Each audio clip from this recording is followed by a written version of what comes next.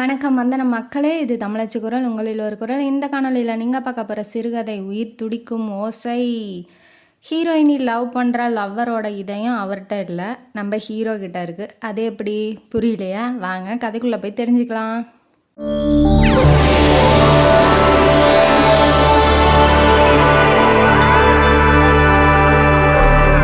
இந்த கதையோட ஆரம்பத்தில் ஹீரோயினியை இன்ட்ரடியூஸ் பண்ணுறாங்க. ஹீரோயினி பேர் வான்மதி. அவங்கள வானதின்னு கூப்பிடுவாங்க, மதின்னு கூப்பிடுவாங்க கதையில். இப்போ நம்ம வான்மதியை வானதினே கூப்பிட்டுக்கலாம். அவங்க பீச் ஓரமாக ஒரு ஸ்கூல் நடத்திட்டு இருக்காங்க. சின்ன பிள்ளைங்க சில்ட்ரன் ஸ்கூல் இருக்கும் இல்லையா, அந்த மாதிரி ப்ளே ஸ்கூல் நடத்திட்டு இருக்காங்க. அவங்க ஒரு ஜன்னல் வழியாக நின்று கடலையே வெறிச்சு வெறிச்சு பார்த்துக்கிட்டு சோகமாக இருக்காங்க. இப்போ நம்ம ஹீரோ இன்ட்ரடியூஸ் ஆகிறாரு. ஹீரோவோட பேர் விவேக் நாராயணன். வானதி இருக்காங்களா அப்படின்னு சொல்லிட்டு உள்ளே நுழையிறாப்புல. அவங்கள வரவேற்கிறது வானதியோட அம்மா. அவங்க கஸ்தூரி அவங்க பேர். அவங்க நீங்கள் யார் அப்படின்னு சொல்லி கேட்கும்போது நான் வானதியை பார்க்கணும், நான் மீடியாவிலேருந்து வந்திருக்கேன் அப்படின்னு சொல்கிறாப்புல. சரி, ஏதோ பேட்டி கீட்டி எடுக்க சொல்லியிருப்பாளா இல்லை என்னத்துக்காக வர சொல்லியிருக்கான்னு தெரியலன்னு இவங்க போய் மேலே சொல்லிவிட்டு, மேலே வானதி இருக்கா இல்லையா அவள்கிட்ட சொல்லிவிட்டு இப்போ கீழே இறங்கி கிச்சனுக்கு போகிறாங்க. இவன் அதுக்குள்ளே மேலே ஏறி போய் அவன் நின்றுட்டு இந்த இடத்துலையே நின்று கடலை பார்த்துக்கிட்டு இருக்கான். இவன் எல்லாம் சரி மீடியாவிலேருந்து வந்திருக்காங்கன்னு சொல்லிட்டு ட்ரெஸ் அப்லாம் பண்ணிவிட்டு கொஞ்சம் ஓரளவுக்கு நீட்டாக கீழே இறங்கி வரும்போது இவன் நின்றுட்டு உள்ளே நின்றுட்டு பார்த்துக்கிட்டு இருக்கான். அதை பார்த்தோன்னா அவளுக்கு டென்ஷன் ஆகிட்டா. ஹலோ சார், நீங்கள் யார் அப்படின்னு சொல்லி கேட்கும்போது, ஓ வானதி எப்படி இருக்கீங்க, நல்லா இருக்கீங்களா, தெரிஞ்ச மாதிரியே பேசுகிறான். ஆனால் அவளுக்கு இவன் யார் என்னன்னு தெரியல. ஒருவேளை சொந்தக்காரங்களாக இருப்பாங்களோ அப்படின்னு சொல்லி நினைக்கிறா. இருந்தாலும் சார் நீங்கள் முதல்ல யாருன்னு சொல்லுங்கள் அப்படின்னாட்டி, நான் இப்போ தான் உங்கள் அம்மாட்ட சொன்னேன் மீடியாவிலேருந்து வந்திருக்கேன் அப்படி. மீடியாவிலேருந்து வந்திருக்கீங்க ரைட்டு, அதுக்கு நேராக வீட்டுக்குள்ளே பூந்து நின்றுட்டு வேடிக்கை பார்த்துட்டு இருப்பீங்களா அப்படின்னு சொல்லி கேட்குறா.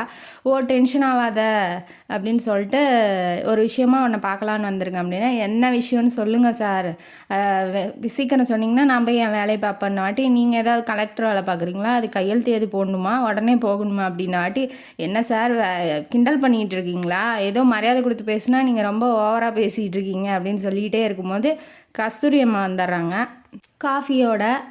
காஃபியை பார்த்தோன்னா வாங்க வாங்க முதல்ல காஃபி குடிச்சிட்டு அதுக்கப்புறமா பேசுகிறேன். அதாவது இவன் வீடு மாதிரியே எல்லாம் பண்ணுறான். இவன் யாரோ ஒருத்தர் வீட்டுக்குள்ளே போயிருக்கான். இப்போ ஸ்ட்ரேஞ்சர் யாருனே தெரில, அவங்க பாட்டுக்கு நேராக உங்கள் வீட்டில் நின்று வேடிக்கை பார்த்துட்டு உங்களையே கிண்டல் பண்ணிவிட்டு உங்கள் வீட்டிலே காஃபி குடித்தா எப்படி இருக்கும் அந்த மாதிரி அவன் நடந்துக்கிறான். இவன் நடந்துக்கிறதெல்லாம் அவளுக்கு பிடிக்கவே இல்லை. உள்ளே வந்தானே காஃபியை குடிச்சிட்டு சோஃபாவில் உட்காந்துட்டு இருக்கான். எப்போயாவது சொல்கிறீங்களா நீங்கள் எதுக்கு வந்திருக்கீங்கன்னு பல்ல கடிச்சிட்டு பேசுகிறா அவள். உடனே ஏன் எனக்கு காலையிலேருந்து இன்னும் சாப்பிடல, டிஃபன் சாப்பிடணும் போல் இருக்கே அப்படின்னு சொல்லி அடுத்தது டிஃபனுக்கு போகிறான். அதுக்குள்ளே ஃபோன் வந்துடுது. வந்தோடனே அவங்க அம்மா தான், அவங்க அம்மா பேர் கௌசல்யா. அவங்க ஃபோனை எடுக்கிறாங்க. எடுத்தோடனே ஏடா பண்ணிகிட்ருக்க, போய் பார்த்தியா இல்லை நான் பேசட்டுமா மருமகள்கிட்ட அப்படின்ன வாட்டி தான் நமக்கு என்ன விஷயம் அப்படிங்கிறது தெரியுது. இவங்க பொண்ணு பார்த்துருக்காங்க. அந்த பொண்ணு நம்ம வானதியை பிடிச்சிருக்கு. அந்த பொண்ணு பார்க்குற மாதிரி இப்போ விவேக் வந்திருக்கான். விவேக்குக்கு என்னன்னா, தான் பண்ணுற தொழிலோ இல்லை தன்னோட பிரச்சனை என்னென்ன நம்மளாவே விரும்பணும், அவன் வேறு எதுக்காகவும் என்னை விரும்பக்கூடாது அப்படின்னு சொல்லிட்டு அவனே இன்ட்ரடியூஸ் ஆகி அவனே அவன் மனசை மாற்றிட்டு அவனை கல்யாணம் பண்ணிக்கணும்னு அவன் நினைக்கிற மாதிரி இவன் பண்ணணுங்கிறதுக்காக இப்போ வந்திருக்கான். ஃபோனில் இப்போ அவங்க ரெண்டு பேரும் இதை பற்றி பேசிகிட்டு இருக்கும்போது, என்ன சம்மதிச்சாலாடா நீ சொல்லிட்டியா அப்படி பொண்ணு பார்க்க வந்திருக்கேன் அப்படின்னு சொல்லிட்டு அப்படின்னு கேட்கும்போது, இல்லை அவள் உருட்டுக்கட்டையை எடுத்துகிட்டு ரெடியாக இருக்கா அடிக்கிறதுக்கு, நீ இப்போ ஃபோனை வைக்கலன்னா அவள் என்னை அடிச்சிருவா, நல்ல ஆபத்து பார்த்த மாதிரி நீ தான் ஃபோன் பண்ண அப்படின்னாட்டி, பற்றியா அம்மா எப்படி காப்பாற்றுறேன் அப்படின்னு சொல்லிட்டு சீக்கிரம் போய் மருமகளை சம்மதிக்க வச்சிரு அப்படின்னு சொல்லி ஃப்ரெண்டு மாதிரி அவங்க அம்மா பேசுகிறாங்க. உடனே ஃபோனை வச்சுட்டு வந்தோன்னே டைனிங் டேபிளில் அவங்க அம்மா சாப்பாடு பரிமாறிட்டு இருக்காங்க. உடனே போய் இவன் போய் உக்காந்துட்டான். உக்காந்தோடனே என்ன சார் நீங்கள் பாட்டுக்கு வரீங்க, உட்காடுறீங்க, காஃபி குடிக்கிறீங்க, டிஃபன் சாப்பிட்றீங்க, என்ன தான் விஷயம் அப்படின்னு சொல்லி இவன் டென்ஷன் ஆகி கத்துறா. இருங்க சாப்பிடும்போது பேசக்கூடாது, சாப்பிட்டு பேசலாமே அப்படின்னு சொல்லிட்டு இந்த வடிவேலு ஊத்தாப்பத்துக்கு ஒரு இது சொல்லுவான் பாருங்க, பரபரன்னு தேய்ச்சி வெங்காயத்தை போட்டு கேரட்டை போட்டு நெய் 16 கரண்டியை ஊற்றி, அந்த மாதிரி அவன் பொடி இட்லியை பற்றி பேசிகிட்டு இருக்கான். நல்லா சூடான இட்லியை எடுத்து பொடியை தூவி நெய்யை ஊற்றி கொடுப்பாங்க பாரு எங்கள் அம்மான்ன வாட்டி. அவங்க அம்மா அதையே ரெடியாக எடுத்துகிட்டு வச்சிட்றாங்க. நான் இப்போ தான் ஆண்டி சொல்லிட்டு இருந்தேன், அதுக்குள்ளே நீங்களே எடுத்துகிட்டு வச்சுட்டீங்க, சூப்பர் ஆண்டி, நீங்கள் தான் இந்த வீட்டிலே சும்மா பெஸ்ட்டான ஆள் அப்படின்னு சொல்லி ஐஸ் வைக்கிறான் மாமியாருக்கு. உடனே அவங்களும் உருகிடுறாங்க. இவன் எடுத்து சாப்பிட்டுட்டு இவன் யார் என்னன்னே தெரில, நேராக வந்தான் மீடியாக்காரன்னா. அப்புறம் உட்காந்து டைனிங் டேபிளில் உட்காந்துக்கிட்டு பொடி இட்லியை பற்றி விவாதம் பண்ணிகிட்டு இருக்கான். சார் இப்போ சொல்ல முடியுமா முடியாதா அப்படின்ன வாட்டி ஒரு ஃபோன் வந்துடுது, முக்கியமான இன்டர்வியூக்காக போகணும், அவரோட அப்பாயின்மெண்ட் வந்து எனக்கு கிடைக்காது, இப்போ தான் கிடச்சிருக்கு, சாரி நான் 4 மணிக்கு வரேன்னு சொல்லிட்டு திரும்பவும் போயிடுறான். இவளுக்கு ஒன்றுமே இப்போ தலையும் புரியல வாழும் புரியல, ஒன்றும் புரியாமல் உட்காந்துட்டு இருக்கா.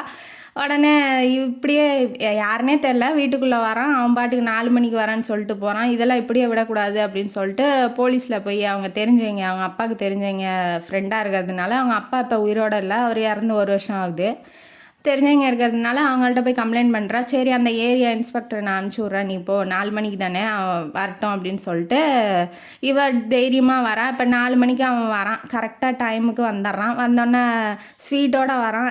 எங்கே இருக்கா வானதி அப்படின்னு சொன்னவாட்டி அவங்க அம்மாவுக்கு அவனை ரொம்ப பிடிச்சிருக்கு, அதனால் மேலே இருக்கா அப்படின்னு சொன்னவாட்டி மேலே போகிறான் ஸ்வீட்டை எடுத்துக்கிட்டு. இவன் வெளியில் வரவும் அவன் ஸ்வீட்டை நீட்டவும் கரெக்டாக இருக்குது ரூம்லேருந்து. என்ன ஸ்வீட்டு எதுக்கு அப்படின்னு சொல்லி கேட்கும்போது, நீங்கள் யாருன்னே எனக்கு தெரியாது, எதுக்கு ஸ்வீட்டு தரீங்க அப்படின்னவாட்டி, இன்றைக்கி 2 நல்ல விஷயம் இருக்குது, அதை உன்ட்ட சொல்லலான்னு தான் நான் ஸ்வீட் வாங்கிட்டு வந்தேன் அப்படின்னாட்டி, இந்த ஸ்வீட்டை நீங்களே வச்சுக்கோங்க, எனக்கு ஸ்வீட்லாம் வேண்டாம், நீங்கள் முதல்ல யார் சார், இங்கே எதுக்கு சார் வரீங்க, எனக்கு எதுக்கு சார் ஸ்வீட் தரணும் அப்படின்னு சொல்லி அதையே கொஷினாக கேட்கவும், வா ரொம்ப சூடாக இருக்க, ஒரு காஃபி குடிச்சிட்டே பேசலாம் அப்படின்னாட்டி, இது என்ன இவன் ஹோட்டல் நினச்சிட்டு இருக்கானா, பொழுதுனிக்கும் வரான், உட்காடுறான், டீ குடிக்கிறான், காஃபி குடிக்கிறான், சாப்பாடு வேணுங்கிறான், இவன் என்ன நினச்சிக்கிட்டு இருக்கான் அப்படின்னு சொல்லி, சரி இருக்கட்டும், இப்போ அவன் இன்ஸ்பெக்டர் வர லேட் ஆகுது, அதனால சரி கொஞ்ச நேரம் பேசிகிட்டு இருக்கலாம் அப்படின்னு நினச்சிக்கிட்டு இவளும் போய் காஃபியை குடிக்கிறா. குடித்தோடனே இப்போ இன்ஸ்பெக்டர் வந்துட்டாப்புல. வந்தோடனே வாங்க சார், இவன் தான் யாருன்னே தெரில, இப்போ இப்படி வந்து உக்காந்துக்கிட்டு டீ காஃபிலாம் வேணும்னு எங்கள் அம்மாவையே அதிகாரம் பண்ணிவிட்டு டெய்லி வீட்டுக்கு இன்னைக்கு காலையிலேருந்து 2 தடவை வந்துட்டான் அப்படின்னு சொல்லி சொல்லவும், யாரா நீ எங்கேந்திரா வரேன்னு சொல்லும் போதே வயிற்றில் ஒரு குத்துறாரு. சார் எப்படி நீங்கள் அடிக்கலாம், இதெல்லாம் வயலன்ஸ், நான் மீடியாக்காரன் தெரியுமா அவங்களுக்கு அப்படின்ன வாட்டி, என்னடா மீடியா பெரிய மீடியான்னு சொல்லிட்டு திரும்ப வயிற்றுலேயே ஒரு குத்தவும் அவளுக்கு கஷ்டமாயிருது. யாராக இருந்தாலும் கண்ணு முன்னாடி அடிக்கும்போது கஷ்டமாக இருக்கும் இல்லையா, ஒரு பெண் தானே அவளும் அப்படின்ட்டு, வேண்டாம் சார் இங்கே அடிக்காதீங்க, ஸ்டேஷனில் போய் அடிச்சுக்கோங்க, என்ன வேணாலும் விசாரிச்சுக்கோங்க, இங்கே வேண்டாம் அப்படின்னு சொல்லி சொல்லும் போது சரிம்மா அப்படின்னு சொல்லிட்டு அவரை இழுத்துட்டு போகிறாரு. ஒரு 1 ஹவர் ஆகுது. இவங்க வீட்டிலேருந்து எய்த்த வீட்டில் அப்பார்ட்மெண்ட் இருக்கும், அதை பார்த்தா அப்பார்ட்மெண்ட்டில் இருக்கிறது சாட்சாத்து நம்ம விவேக் நாராயணன் தான் அங்கே இருக்கிறாப்புல. பக்கத்தில் யாருன்னு பார்த்தா அந்த போலீஸ் இன்ஸ்பெக்டர் 2 பேர் சேர்ந்து டீ குடிச்சிட்டு கேக் சாப்பிட்டுட்டு இருக்காங்க. இது என்னடா கொடுமையாக இருக்குது, இப்போ இவன் பெரிய ஜெகஜால ஜித்தனாக இருப்பானோ, இப்போ இன்ஸ்பெக்டரையும் கைக்குள்ளே போட்டுக்கிட்டான், இப்போ தெரிஞ்ச ஆளுங்களாம் வச்சு நம்மளை ஏதாவது பிளாக்மெயில் பண்ண போகிறானா, இல்லை இவன் ஏதாவது திட்டம் போடுறானா அப்படின்னு சொல்லி இவளுக்கு ஒன்றுமே புரியல. உடனே அவங்க போலீஸில் தெரிஞ்சவர் இருக்கா இல்லையா, அவருக்கு ஃபோன் அடித்து இந்த மாதிரி இன்ஸ்பெக்டரும் சேர்ந்துக்கிட்டு அவன்கிட்ட டீ குடிச்சிட்டு இருக்கான், என்ன அங்கிள் இப்படி இருக்குது அப்படின்னு சொல்லும் போது, இல்லைம்மா அவர் நேர்மையான ஆள், இன்ன வரைக்கும் 8 தடவை அவர் ட்ரான்ஸ்ஃபர் ஆகிருக்கான், அந்த மாதிரிலாம் இருக்க சான்ஸே இல்லை, நான் எதுக்கு ஃபோன் பண்ணி விசாரிக்கிறேன், நீ பார்த்து பத்திரமா இருந்துக்கோ அப்படின்னு சொல்கிறாப்புல. அந்த இது அதோட முடிஞ்சிருச்சு. இவன் எய்த்த வீட்டில் இருக்கிறத பார்த்தோன்னா இவளுக்கு அவங்க அம்மா வேலை டவுட் ஆயிடுச்சு. அம்மாக்கிட்ட விசாரிக்க போகிறா, என்ன உனக்கு தெரியுமாம்மா இவனை, ஏன்னா இப்போ வீட்டுக்கு புதுசாக வந்தால் யாராக இருந்தாலும் கோவப்படுவாங்க, வயசு பொண்ணு இருக்கிற இடம் இல்லையா, அதனால எப்படா உள்ளே வரலாம் அப்படின்னு சொல்லி சண்டைக்காவது போவாங்க. அம்மா எந்த விதமான ரியாக்ஷனுமே இல்லாமல் எல்லா சேவையும் பண்ணுறாங்கல்ல விவேக்குக்கு, அதனால் இவளுக்கு டவுட் ஆகி போய் கேட்குறா, யார் நீ தான் குடி வச்சியாம்மா, இல்லை உனக்கு தெரியுமா, தெரிஞ்சவங்களா, உறவுக்காரங்களா, நீ என்னம்மா அப்பா செத்தப்போ கூட அவர் வந்ததை நான் பார்த்ததே இல்லையே அப்படின்னு சொல்லி விசாரிக்கும் போது அவங்க என்ன சொல்கிறாங்க, கஸ்தூரி என்ன சொல்கிறாங்கன்னா, இல்லை அவங்க அத்தைக்கு தெரிஞ்ச ஃப்ரெண்டோட பையனா, அதனால வீடு பார்த்து வைக்க சொன்னாங்க, அதனால் நான் வீடு பார்த்து வச்சேன் அப்படின்னு இப்போ தான் சொல்கிறாங்க. இதை ஏன் நீ முன்னாடியே என்கிட்ட சொல்லலை அப்படின்னு வாட்டி, நீ கேட்கவும் இல்லை நான் சொல்லவும் இல்லை அப்படின்னு சொல்லிட்டு சாதாரணமாக போயிடுறாங்க. இப்போதைக்கு கல்யாணம் வேணாம், இப்போ மாப்பிள்ளை யாராவது வந்தால் வீட்டில் பொண்ணு பார்க்க வரும்போது வீட்டில் இருக்க மாட்டா, எனக்கு கல்யாணம் வேணாம் அப்படின்னு சொல்லிட்டு ரொம்ப அடமெண்ட்டாக இருக்கா, அதனால இவளுக்கு ஒரு கல்யாணம் பண்ணி வைக்கலாம் அப்படின்னு சொல்லி அவங்க அத்தையும் அவங்க அம்மாவும் சேர்ந்து விவேக் வந்து இப்போ வர வச்சுருக்காங்க.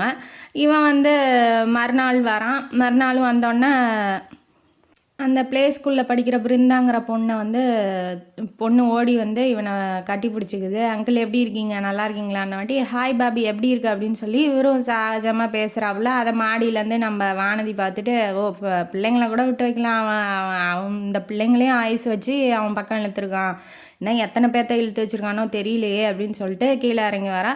எப்படி பிருந்தா உனக்கு தெரியும் இவரை அப்படின்னு சொல்லி கேட்கும் போது அந்த குழந்தைகிட்ட நான் ஏன் தெரியாது, இவர் தான் எனக்கு சூப்பராக தமிழ் பாட்டு சொல்லி கொடுத்தாரு அப்படின்னு சொல்லி சொல்கிறா. சரி நீ போ அப்படின்னு சொல்லிட்டு நீங்கள் யார் என்னன்னு எனக்கு ஞாபகம் இல்லை, சொந்தக்காரங்களா அப்படின்னு சொல்லி அவள் கேட்குறா.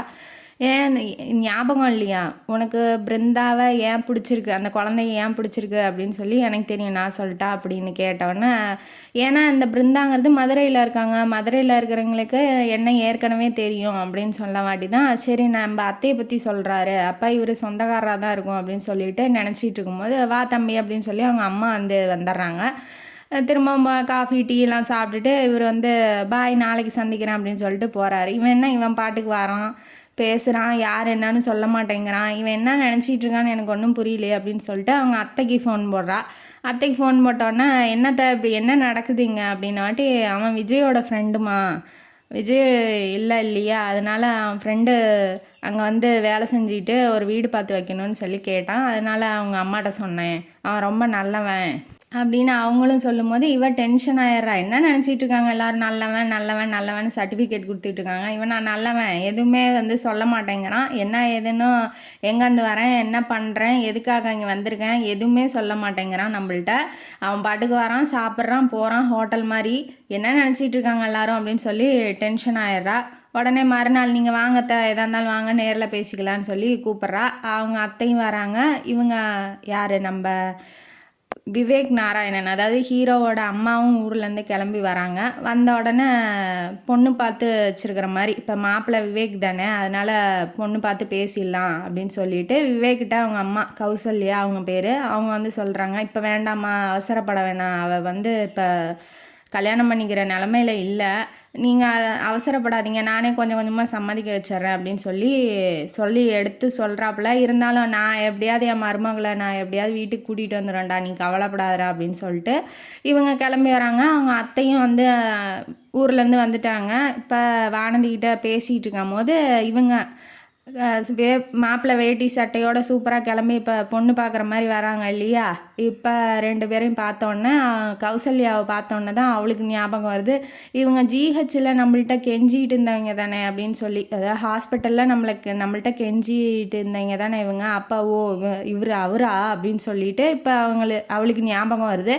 அது என்ன விஷயம் அப்படிங்கிறது கதையில் பின்னால் தான் சொல்கிறாங்க.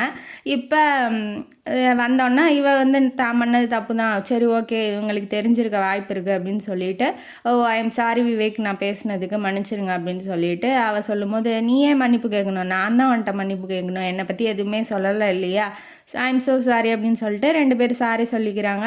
நீ தாம்மா எனக்கு மருமகளாக வரணுன்னொன்னே அவளுக்கு இந்த பேச்சு பிடிக்கவே இல்லை.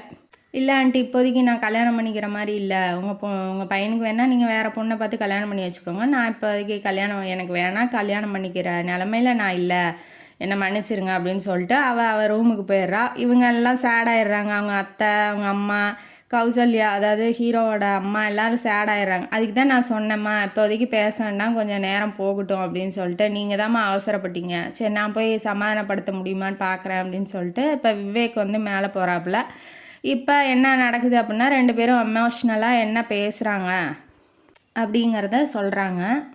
விவேக் வானதிகிட்ட பேசுகிறதுக்காக போகிறாப்புல, ஏன் என்ன பிரச்சனை, ஏன் கல்யாணம் பண்ணிக்க மாட்டேங்கிற, ஏன் விஜய் இறந்துட்டான்னு நீ வந்து கவலைப்பட்டுட்ருக்கியா, அதான் 2 வருஷம் ஆயிடுச்சே, விஜய் எங்கேயும் சாகலை நம்ம கூடயே தான் இருக்கான், என்னோட இதயத்தில் தான் வாழ்ந்துட்டு இருக்கான் அப்படின்னு சொல்லி இதயத்தை காமிக்கிறாங்க. ஏன்னா இதயம் வந்து ஹீரோவுக்கு வந்து இதயம் நோய் இருக்கும், அவர்களால் வேகமாக ஓட முடியாது, ரொம்ப வேகமாக எந்த செயலும் செய்ய முடியாது, ரொம்ப வேர்க்கக்கூடாது, அதிகமாக நடக்கக்கூடாது, இந்த மாதிரி நல்ல நிறைய இன்ஸ்ட்ரக்ஷன்ஸ் நிறையா இருக்குது அவர் பண்ணக்கூடாதது எல்லாமே. சின்ன வயசில் அவருக்கு 6 வயசுலேருந்தே இந்த இதய நோய் இருக்கிறதுனால அவங்க அம்மா ரொம்ப கஷ்டப்பட்டு ரொம்ப பொத்தி பொத்தி வளர்த்திருக்காங்க.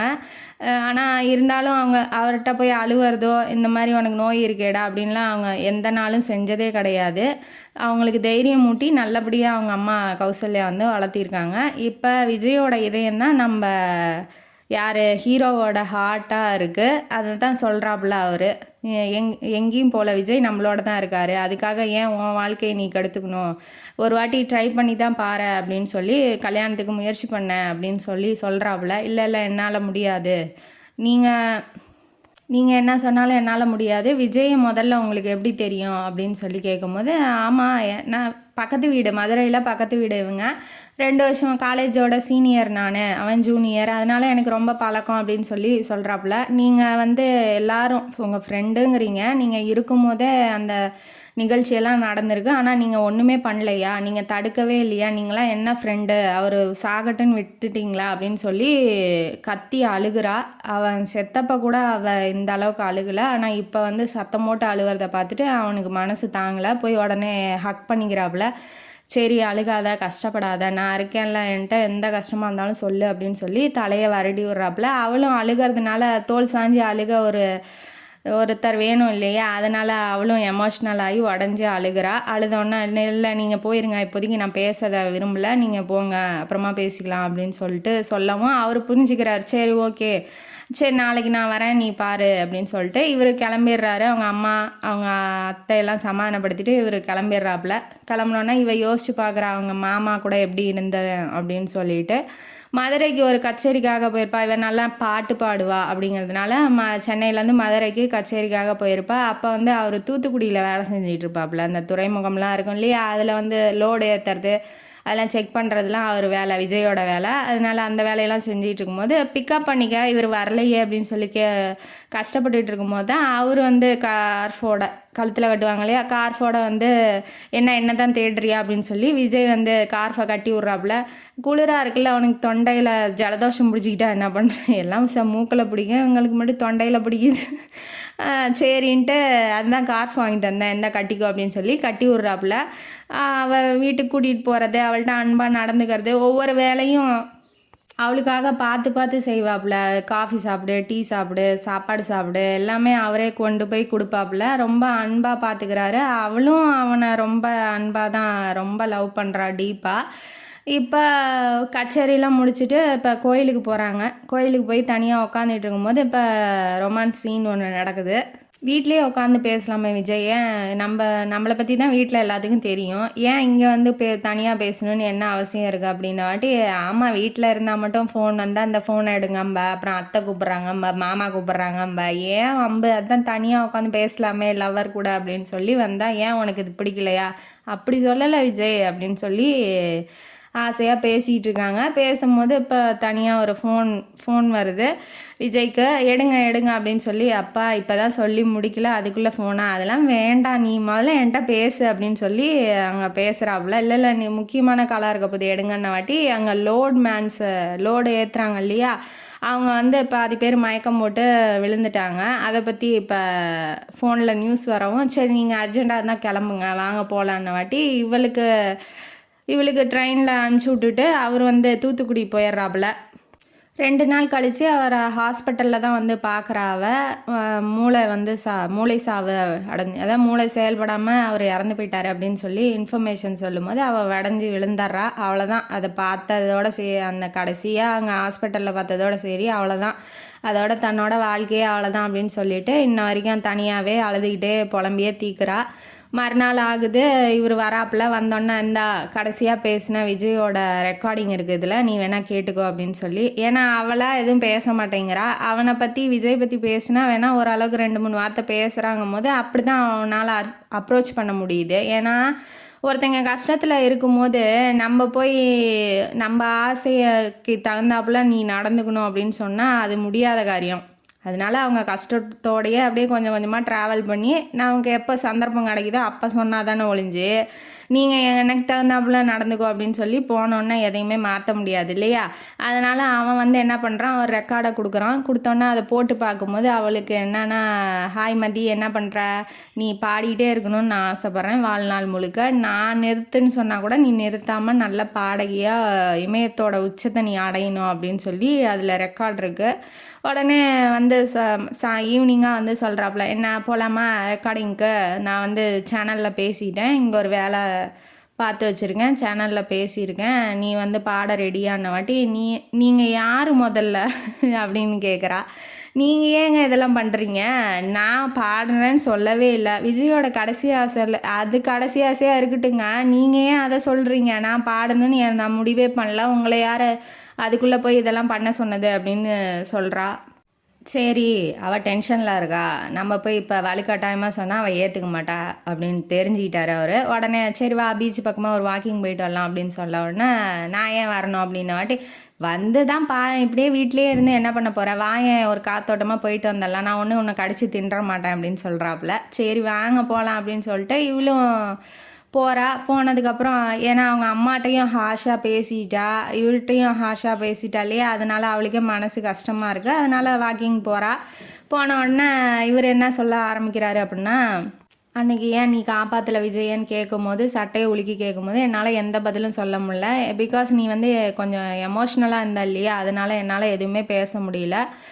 நான் வந்து மீடியாவில் மும்பையில் இருக்கும்போது அவன் ஒரு ரெக்கார்டு மாதிரி அமுச்சு விட்டுருந்தான். அது என்ன அப்படின்னா, அந்த துறைமுகத்தில் வந்து அந்த லோடு ஏற்றுவாங்க இல்லையா, அங்கெல்லாம் வந்து கொஞ்சம் பண மோசடி நடக்குது, தங்கம் இதெல்லாம் மறைச்சி கடத்துறாங்க அப்படிங்கிற மாதிரி அவர் வந்து அமுச்சு விட்ருப்பாரு. அதை பற்றி விசாரிக்கிறதுக்கு உடனே கிளம்பி தூத்துக்குடிக்கு வந்ததுக்கப்புறம் அங்கே இவர் தெரிஞ்ச போலீஸ் இன்ஸ்பெக்டர் இருக்காப்புல இல்லையா, அவர் தான் 8 தடவை ட்ரான்ஸ்ஃபர் ஆகிருக்காரு. அப்போ வந்து தூத்துக்குடியில் இருந்திருப்பார், அவரும் ஃப்ரெண்டுங்கிறதுனால இப்போ 3 பேர் சேர்ந்து அந்த ஊழல் பற்றின வீடியோலாம் வெளியில் விட்டுட்டாங்க.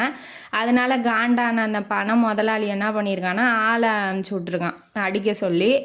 இப்போ ரவுடி பசங்கள்லாம் வந்தோன்னா இவனுக்கு ஆல்ரெடி இதய நோய் இருக்குது, எப்போ வேணாலும் சாவான் அப்படிங்கிறதுனால அவனால் எந்த இதுவும் செய்யவும் முடியாது. ஃபோன் பண்ணி வேணால் யாருக்காவது ஹெல்ப்புக்கு கூப்பிடலாம் ஒழிஞ்சு, மற்றபடி அவனால், ஏன்னா வேகமாக எந்த செயலும் செய்ய முடியாது, அதிகமாக வேர்க்கக்கூடாது, ஓடக்கூடாது, நடந்தாலும் வேகமாக நடக்கக்கூடாது, அப்படிங்கும்போது வெயிட்டை தூக்கக்கூடாது, ஏகப்பட்ட இன்ஸ்ட்ரக்ஷன்ஸ் அவனுக்கு இருக்குது. அதாவது நம்ம ஹீரோ விவேக்குக்கு. இப்போ இவனாக நினச்சா கூட அவனுக்கு ஹெல்ப் பண்ண முடியாது. அப்போ எமோஷ்னலாக அவள் கேட்கும்போது சொன்னால் கூட இந்த அளவுக்கு அவள் புரிஞ்சுக்குவாளான்னு தெரியாது இல்லையா, அதனால் கொஞ்சம் அமைதியானது பிறகு சொல்கிறாப்புல, என்னால் எதுவுமே பண்ண முடியல, கடைசியாக வந்து விஜயை அடிக்கும் போது என்னையும் அடித்தாங்க, அப்படியே மயக்கம் போட்டு விழுந்துட்டேன், அதுதான் எனக்கு தெரியுமா ஒழிஞ்சு, நான் கண்ணு முழிச்சு இல்லை மயக்கம் தெளிஞ்சு கண்ணு முழிச்சு பார்க்கும்போது எங்கள் அம்மா ஒன்ட்ட வந்து மடிப்பிச்சை கேட்டு கையில் கும்பிட்டு காலில் விழுந்து அழுதுகிட்டு இருந்தது தான் எனக்கு தெரியும். எங்கள் அம்மா 25 வருஷத்தில் அழுது நான் அன்னைக்கு தான் பார்த்தேன் அப்படின்னு சொல்லும் போதே எமோஷ்னல் ஆகி கண்ணு கலங்க ஆரம்பிச்சிருது அவருக்கு. அதை வந்து அவள் புரிஞ்சிக்கிறா. சரி விடுங்க, கஷ்டமாக இருந்தால் சொல்ல வேண்டாம் விடுங்க அப்படின்ன மட்டும், இல்லை என்னோடய சுச்சுவேஷனை நீ சொன்னால் தானே புரிஞ்சுக்குவா அப்படின்ன வாட்டி அவர் சொல்ல ஆரம்பிக்கிறாரு.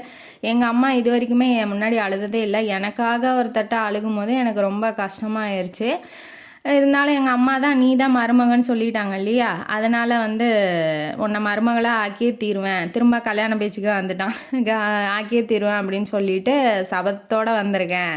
நீ மருமகளாக ஆகலைனாலும் பரவாயில்ல, உன்னோட லைஃப்பை நீ முன்னேறு, நீ பாட்டு பாடணுன்னு எனக்கு ஆசையாக இருக்குது, நீ பாடி பெரிய ஆளாக வரணும் அப்படின்னு சொன்ன வாட்டி, இல்லை எனக்கு பாடுறதுக்கு இப்போதைக்கு என்னால் பாட முடியாது, அந்த நிலமையில் நான் இல்லை அப்படின்னு சொல்லிட்டு இல்லை நீ 10 நாள் கழித்து ரெக்கார்டிங் இருக்குது, நீ ஒழுங்காக வந்துரு, ஏன்னா லைவ் ப்ரோக்ராமு நான் தான் வந்து காம்பேரிங் பண்ண போகிறேன், நீ வந்துரு அப்படின்னு சொல்லும் போது இல்லை அதெல்லாம் முடியாது அப்படின்னு சொல்லிட்டு ஊருக்கு கிளம்பி போயிடுறா.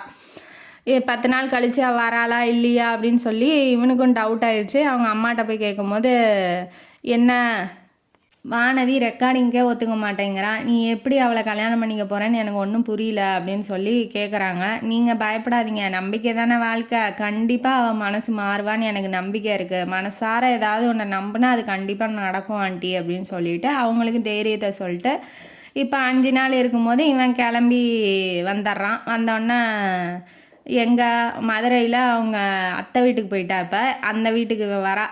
இப்போ வர்றதுக்கு முன்னாடி இவன் என்ன நினைக்கிறான்னா, ஒரு நாளைக்கு 3 தடவை அம்மா ஃபோன் பண்ணுவாங்க. அம்மா ஃபோனும் இல்லை.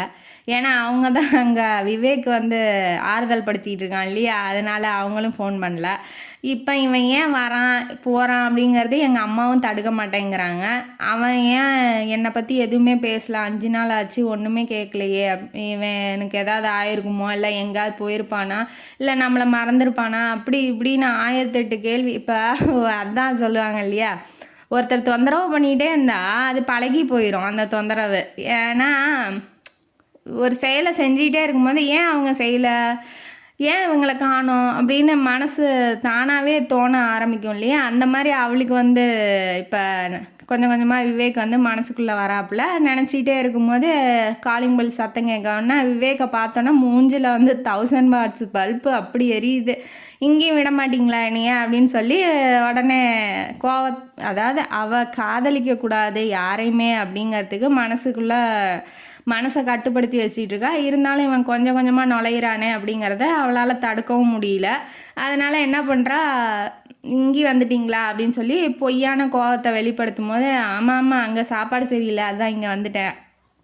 அவங்க அத்தை பிருந்தா வந்து ஆசையாக வந்து வரவே இருக்கிறாங்க. ஏன்னா அவங்களுக்கும் இப்போ பையன் இல்லை இல்லையா, அதனால் விவேக்கை தான் பையன் மாதிரி நினச்சிட்டு இருக்காங்க. வந்தோடனே வாடா சாப்பிட்லாம், எப்படா வந்த அப்படின்னாட்டி, நீங்கள் தான் கரெக்டாக என்னை பிடிச்சி வச்சுருக்கீங்க அப்படின்னு சொல்லிட்டு உள்ளே போய் உட்காந்து சாப்பிட்றான். என்ன போகலாமா, உனக்கு 3 சாய்ஸ் தரேன். இவன் அந்த இதுக்கு தான் பாட்டு பாட தான் கூப்பிட்றான். இப்போ உனக்கு 3 சாய்ஸ் தரேன். இது வந்து ட்ரெயின் டிக்கெட்டு, ஃப்ளைட் டிக்கெட்டு, இன்னொன்று காரில் புக் பண்ணி கூட நம்ம போய்க்கலாம். எது உனக்கு விரும்பமோ அதை சொல்லு, நாளைக்கு வந்து ரெக்கார்டிங் இருக்குது போயே ஆகணும் அப்படின்னு சொல்லி இவன் சொல்லும் போது, நான் ஏன் போகணும், ஏன்னா விஜயோட ஆசை நீ நிறைவேற்ற மாட்டிய அப்படின்னாட்டி நான் யாரோட ஆசையும் நிறைவேற்ற விரும்பலை, நான் இப்போதைக்கு வரமாட்டேன், நீங்கள் போங்கன்ன வாட்டி, இல்லை நான் உன்னை ரெக்கமெண்ட் பண்ணியிருக்கேன், இப்போ நீ வரலன்னா நானும் போக மாட்டேன், என் வேலையும் போயிடும் அப்படின்ன வாட்டி, நீங்கள் ஏன் உங்கள் வேலையை விடணும் எனக்காக, நீ தான் ஒத்துக்க மாட்டேங்கிறியே அப்படின்னு சொல்லி சமாதானப்படுத்துகிறாப்புல. அப்புறம் இவன் போயிடுறா, என்னமோ பண்ணுங்க அப்படின்னு சொல்லிட்டு போயிடுறா. அப்புறம் காஃபி எடுத்துகிட்டு போய் தரான். அவங்க மாமா என்னென்ன பண்ணானோ, விஜய் என்னென்ன பண்ணானோ அது எல்லாமே இவனும் பண்ணுறான். காஃபி எடுத்துகிட்டு போகிறான், சாப்பாடு எடுத்துகிட்டு போகிறான், சாப்பிட்டியா இல்லையான்னு வேலைக்கு ஃபோன் பண்ணி கேட்குறான். எல்லாமே இவன் பண்ணும் போது அவனே வந்து பண்ணுற மாதிரி அவளுக்கு தோணுது. உடனே வா கீழே வா தோட்டத்தில் போய் பேசலாம் அப்படின்ன வாட்டி இவ சரி மறுப்பெல்லாம் இல்லை, சரி வா போய் பேசலாம் அப்படிங்கிறது. உடனே கிளம்பி வந்துட்டான்னா, நான் வந்துட்டு ஒரு உண்மையை சொல்லணும், அந்த ரெக்கார்டிங் வந்து விஜயோடது இல்லை, நான் பண்ணது தான் அப்படின்ன வாட்டி, எனக்கு தெரியுமே. எப்படி தெரியும், நான் வந்து அவரை 25 வருஷமாக எனக்கு தெரியும், எனக்கு அவர் குரல் எப்படி இருக்குன்னு நான் கண்டுபிடிக்க மாட்டேனா அப்படின்னு சொன்ன வாட்டி, இல்லை எனக்கு நீ பாடணும்னு ஆசை, அதனால தான் நான் சொன்னால் ஒத்துக்க மாட்டேன்னு மாற்றி கொடுத்தேன், மன்னிச்சிரு அப்படின்ன வாட்டி, அப்படி சொல்லுங்க ஏன் விஜயை சொல்கிறீங்க அப்படின்ன வாட்டி, இப்போ வரியா எனக்காக அப்படின்ன வாட்டி, ஓகே உங்களுக்காக வரேன் அப்படின்னு சொல்லி அவள் ஒத்துக்கும் போது அவள் இப்போ தான் ஒரு ஸ்டெப்பு எடுத்து வைக்கிறா விவேக் பக்கம். அவனுக்கு ரொம்ப ஹாப்பியாக இருக்குது. இந்த இசை நிகழ்ச்சியெல்லாம் முடிஞ்சோடனே இப்போ வீட்டுக்கு வந்துட்டாங்க. வந்தோடனே வா கொஞ்சம் நேரம் போய் தனியாக பேசிட்டு வரலாம், ஏதாவது இவன் கூப்பிட்டா அவள் வரமாட்டான்லாம் சொல்கிறதில்ல, வா போகலாம் பேசலாம், பேசுறது தானே அதில் என்ன இருக்குது அப்படின்னு சொல்லிட்டு. இப்போ ஒருத்தரோட கஷ்டத்தில் இருக்கும்போது இன்னொருத்தர்கிட்ட பேசினா கொஞ்சம் அந்த கஷ்டம் தீரும்பாங்கள்ல, அந்த மாதிரி இவளுக்கு வந்து அவனோட பேசுறது பிடிச்சிருக்கு. இவன் என்ன நினைக்கிறான்னா, சரி மொதல் ஸ்டெப்பை எடுத்து வச்சுட்டா கொஞ்சம் கொஞ்சமாக வந்துருவா, அது மனசுக்கு மாறுறதுக்குள்ளே நம்ம கல்யாணம் பேச ஆரம்பிச்சிடலாம் அப்படின்னு சொல்லிட்டு பீச் பக்கமாக நடந்து கூட்டிகிட்டு போய் பேசும்போது, என்ன பண்ணுறா, கல்யாணத்தை பற்றி என்ன நினச்சிட்டு இருக்கா, பண்ணிக்கலாமா அப்படின்னு சொல்லி கேட்குறான். இல்லை என்னால் முடியாது விவேக், என்னால் இன்னொருத்தரை கல்யாணம் பண்ணி அவர்கிட்ட வாழ முடியும்னு எனக்கு நம்பிக்கை இல்லை அப்படின்ன வாட்டி இவன் ஓப்பனாகவே கேட்டுறான், என்ன ஒன்றா இருக்கிறத பற்றி பேசுகிறியா அப்படின்னு சொல்லி கேட்கும்போது அவள் மூஞ்ச திருப்பிக்கிறா. அது ஆமாம் அப்படிங்கிற மாதிரி. உடனே நீ இது வேறு ஒருத்தர்கிட்ட சொன்னால் கண்டிப்பாக ஒத்துக்க மாட்டாங்க, நான் விஜயோட ஃப்ரெண்டுங்கிறதுனால எனக்கு இந்த அப்ஜெக்ஷனும் இல்லை, உன்னோட விருப்பம் தான் என்னோட விருப்பமும் இல்லை, இந்த ஒன்றா இருக்கிறது வேண்டான்னா நம்ம வாழ்க்கை பூரா ஃப்ரெண்ட்ஸாக இருந்துட்டு போகலாம், அதனால என்ன இருக்குது. இப்போ எப்படி சொல்கிறான் பாருங்க, எப்படியும் அவள் மனசு மாறிடுவா அப்படிங்கிற ஒரு நம்பி எந்த செயலை செஞ்சாலும் அது வெற்றி அடைஞ்சிரும்னு தான் நானும் நினைக்கிறேன். ஏன்னா இவ்வளோ நம்பிக்கையோடு அவன் பேசுகிறான் இல்லையா. அப்படி இல்லைன்னா வாழ்க்கை பூரா ஃப்ரெண்டாக இருந்துட்டு போகலாம், உனக்கு எங்கே போனாலும் உனக்கு துணையாக உன் கூட பின்னாடியே இருந்து உன்னை வழி நடத்துகிறவனா நான் இருந்துட்டு போகிறேன் அப்படின்னு சொல்லி சொல்லும் போது அவளுக்கு பிடிச்சிருக்கு. சரி இந்த இப்படி அம்மாவும் கஷ்டப்படுறாங்க, நம்ம தனியாக இருக்கோம் அப்படின்னு, அத்தையும் கஷ்டப்படுறாங்க. அதுவும் இல்லாமல் விவேக்கோட அம்மா ஒன்றும் கெட்ட மாமியார்லாம் இல்லை, அவங்க கொஞ்சம் நல்லவங்க தான் இல்லையா, அவங்களும் எதுவும் சொல்ல போகிறதில்ல. ஏன் நம்ம ஒருத்தி இத்தனை பேர்த்த கஷ்டப்படுத்திட்டு வாழணும், எனக்கு கொஞ்சம் டைம் கொடுங்க, ஒரு 2 மாதம் கொடுங்க, நான் அதுக்கப்புறம் என்னோட முடிவை சொல்கிறேன்னு சொன்னதுக்கப்புறம் இவ கொஞ்சம் கொஞ்சமாக விவேக்கை வந்து ஃப்ரெண்டு மாதிரி பழக ஆரம்பிக்கிறா. காலையில் ஜாகிங் போகும்போது விவேக் வந்து ஜாயின் பண்ணிக்கிறான். உடனே சாப்பாடு பரிமாறுறது, கொஞ்சம் கொஞ்சமாக ஃப்ரெண்டு மாதிரி பேச ஆரம்பிக்கிறா. ஒரு நாள் அந்த போலீஸ் ஆஃபீஸர் இருக்கார்லையே, அவரோட ஃபங்க்ஷனு போயிருப்பான், பேச்சுலர் பார்ட்டிக்கு. போயிட்டு வர்றதுக்கு லேட் ஆகும். வீடு எய்த்தாப்பில் தானே, இப்போ தான் சென்னையில் இருக்கான் இல்லையா, ரொம்ப நேரமாக லைட் ஆஃப்லேயே இருக்கவும் இப்போ தான் உள்ளே வந்திருப்பான். வந்தோடனே ஃபோன் அடிக்கிறா.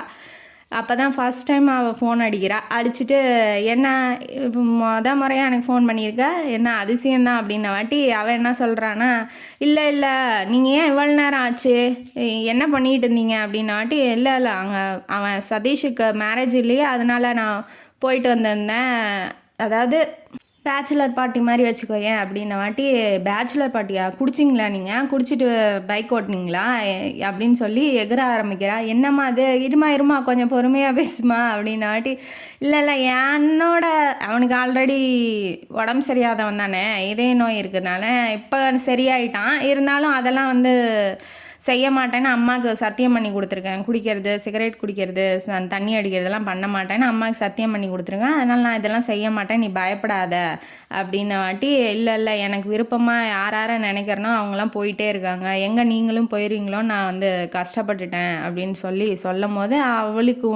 அவளோட காதலை வந்து அவன் புரிஞ்சிக்கிறான், அன்பையும் புரிஞ்சிக்கிறான், அவன் காதலிக்கிறா அப்படிங்கிறதையும் புரிஞ்சிக்கிறான். சரி நீ பயப்படாத, இனிமேட்டு உன் பர்மிஷன் இல்லாமல் நான் எங்கேயுமே போக மாட்டேன் அப்படின்னு சொல்லி அவரும் ஆறுதலாக சொல்கிறாப்புல. கொஞ்சம் கொஞ்சமாக சினிமாவுக்கு போகிறது, அவளுக்கு ட்ரெஸ் வாங்கி தர்றது எல்லாமே அவன் பண்ணுறாங்கும் போது விஜய் பற்றி விஜய் நினப்பு இருக்குதான், பட் ஆனால் இருந்தாலும் அதை ஓவர்டேக் பண்ணுற மாதிரி இவனோட அன்பு வந்து அதிகமாக இருக்கும் போது அவனை கல்யாணம் பண்ணிக்கிட்டா என்ன அப்படிங்கிற மாதிரி அவள் வந்துட்டா. இப்போ 2 மாதத்துக்கு முன்னாடி எப்படி இருந்தா, இப்போ எப்படி ஆயிட்டா பாருங்க. மனசுங்கிறது நம்ம கொண்டு போகிறதுல தானே இருக்குது. சகஜமாக விவேக்கிட்ட பேசுறது, இது வேணும் அது வேணும்னு சொல்கிறது, அவனும் அதை வாங்கி கொடுக்கறது, இவனுக்கு சர்ப்ரைஸ் பண்ணுறது, அதெல்லாம் இப்போ 2 மாதத்தில் எல்லாம் வேலையும் முடிஞ்சிருச்சு. இப்போ சார் வந்து ஒரு பொக்கே ஒரு மோதிரத்தோட ரெடியாக வராரு. அந்த நாள் 2 மாதம் கழித்து அடுத்த நாள் அப்போ வந்தோடனே என்ன பண்ணுற, கல்யாணம் பண்ணிக்க முட்டி போடுறாரு, ப்ரப்போஸ் பண்ணுறாரு, ஆர் யூ மேரேஜ் மீ அப்படி, மேரி மீங்கிறாரு, சாரி மேரேஜின்ட்டேன், மேரி மீன்னு சொல்கிறாப்புல. சொன்னோடனே என்ன நான் ஏற்றுக்கலனா என்ன பண்ணுவீங்க அப்படின்னு சொல்லி விளாட்டாக கேட்குறா. என்ன சொல்கிறா, பத்திரிக்கைலாம் அடிச்சுட்டு வந்துட்டேன் அப்படின்ன வாட்டி, ஓ பொண்ணெல்லாம் ரெடி ஆயிடுச்சா, யார் எந்த பொண்ணை கட்டிக்கிறீங்க அப்படின்ன வாட்டி, என்ன வானதி இப்படி சொல்கிறா அப்படின்ன வாட்டி, பொண்ணு பேர் நீ வானதி தான், அவள்கிட்ட தான் இப்போ சம்மதம் வாங்கிட்டு இருக்கேன், ஓகேன்னா இப்போ பத்திரிக்கையெல்லாம் போய் வெளியில் கொடுத்துருவேன் அப்படின்ன வாட்டி, இன்னமா கொடுக்கல நீங்கள் அப்படின்னு அவள் சொல்கிறா. சரி ஓகே விளாட்டெல்லாம் போதும், கையை நீட்டு இந்த மோதிரத்தை போடுறேன் அப்படின்ன வாட்டி மோதிரத்தை போட்டு விட்றா. அவள் ஒரு கிஃப்ட் வாங்கி வச்சுருப்பான், அந்த மோதிரத்தை எடுத்து நம்ம விவேக்கோட கையில் போடுறா. 2 பேரும் ஹக் பண்ணிக்கிறாங்க. அப்புறம் அந்த இதயம் துடிக்கிற ஓசையில் அது அவள் இதயம் துடிக்குது இல்லையா, விவேக்கோட இதயம், அங்கே வந்து தலையை சாய்ச்சி காதில் வச்சுட்டு, நீங்கள் எப்போதும் என் கூடயே இருக்கணும், இந்த இதயம் துடிக்கிற ஓசையை நான் கேட்டுகிட்டே இருக்கணும் விவேக் அப்படின்னு சொல்லும் போது, ஆமாம் நான் எங்கேயும் உன்னை விட்டுட்டு போக மாட்டேன், நீ கவலைப்படாத, உன்னோட சந்தோஷம்தான் என் சந்தோஷம் அப்படின்னு சொல்லி 2 பேரும் ஒன்றா வாழ்க்கையில் இணையிறாங்க. இந்த கதை இதோட முடியுது. இந்த கதையிலேருந்து நமக்கு என்ன தெரியுது, ஒருத்தர் இறந்துட்டா அதோட நம்மளோட வாழ்க்கை வந்து முடிஞ்சு போயிடாது. அதை ஈடுகட்டுற அளவுக்கு இல்லைனாலும் ஓரளவுக்கு அன்பை செலுத்துகிறவங்கள நம்ம ஹர்ட் பண்ணாமல் ஏற்றுக்கணும் அப்படிங்கிறது இந்த கதையோட கருத்து. இந்த கதையும் காணொலி உங்களுக்கு பிடிச்சிருந்தா லைக் பண்ணுங்கள், ஷேர் பண்ணுங்கள், சப்ஸ்கிரைப் பண்ணுங்கள், கமெண்ட் பாக்ஸில் கமெண்ட் பண்ணுங்கள். நன்றி மக்களே.